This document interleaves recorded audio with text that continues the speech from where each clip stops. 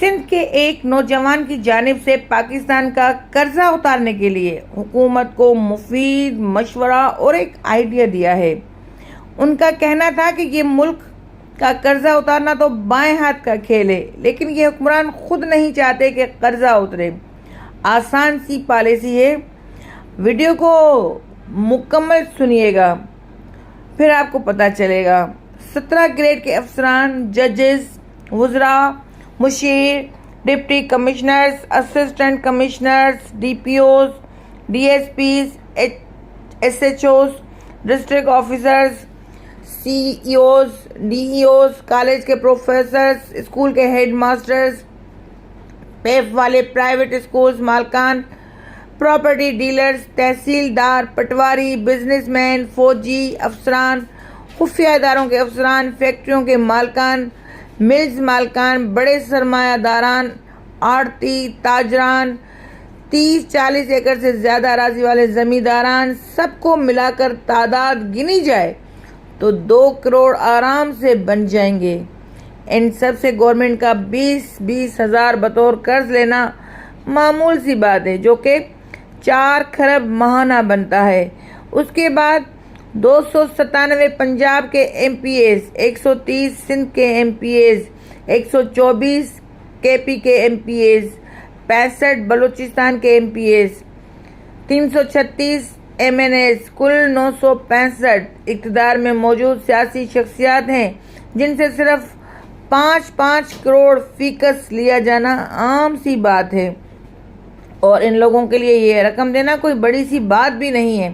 تو یہ 50 ارب بنتا ہے۔ اس کے بعد 1 کروڑ ملک بھر کے سرکاری ملازمین تو ہوں گے، جن سے صرف 2000 ماہانہ بطور قرض لیا جائے تو ماہانہ 20 ارب بنتا ہے۔ 20,000 سے زائد انکم والے پرائیویٹ ملازمین کم از کم تو 5 کروڑ ہوں گے، جن سے صرف 500 روپے ماہانہ قرض لیا جائے، جو کہ 25 ارب بنتا ہے۔ کل تقریباً 5 کھرب ہو گیا، اور گورنمنٹ اپنے بجٹ میں سے، اپنے ریونیو میں سے 1 کھرب ڈالے، کل 6 کھرب روپے، یعنی کہ تقریباً 34 ارب ڈالر بنتا ہے۔ فرض کیا جائے کہ پاکستان پر مجموعی طور پر 100 ارب ڈالر قرضہ ہو تو 3 ماہ کی قلیل مدت جولائی تا ستمبر میں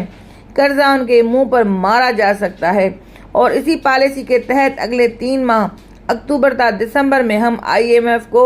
کہہ سکتے ہیں کہ جتنا تم نے قرضہ دیا تھا اب اتنا ہم سے لے سکتے ہیں، اور اگر یہی اکتوبر تا دسمبر کا اتنا بڑا ریونیو پاکستان اپنے دفاع، ریلوے، سڑکوں، پی آئی اے اور دیگر اداروں پر لگا دے تو ہمارا ملک کہاں سے کہاں پہنچ سکتا ہے۔ صرف 6 ماہ میں مہنگائی کا تو نام و نشان ہی مٹ جائے گا انشاءاللہ تعالی۔ پھر ان اداروں سے جو ریونیو آئے گا وہ اوپر بیان کردہ جس پاکستانی سے رقم بطور قرض وصول کی گئی ہوں گی ان کو واپس لوٹانے کا سلسلہ شروع کیا جائے، اور 2-3 سال میں آرام سے واپس ہو جائے گا۔ اور اگر کوئی حب الوطنی کے تحت دیا گیا قرضہ ملک پر قربان کر دے تو یہ اور بھی اچھی بات ہوگی۔ یاد رہے، معیشت براہ مہربانی اس پیغام کو اتنا پھیلائیں کہ یہ بات حکمرانوں تک اور ماہرین معیشت تک پہنچ جائے۔ ملک کے لیے کچھ اچھا فیصلہ کریں۔ یہ ملک اور عوام اب باہر کے قرضوں پر نہیں چل سکتا، کیونکہ دنیا کے سامنے رسوائی اور ذلت الگ ہے، اور ان کی کڑی شرائط اور ڈیمانڈ وہ الگ ہیں، جس کے نتیجے میں حکومت کو ٹیکسز لگانے پڑتے ہیں، اور نتیجتاً مہنگائی کا ایک طوفان آتا ہے، اور اس ملک کے متوسط اور غریب عوام کو ہی بھگتنا پڑتا ہے۔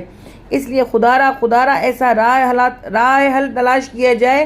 کہ عوام پر ایک ہی دفعہ بوجھ ڈالیں اور قرضہ اتاریں، اور اس ملک کو قرض کے دلدل سے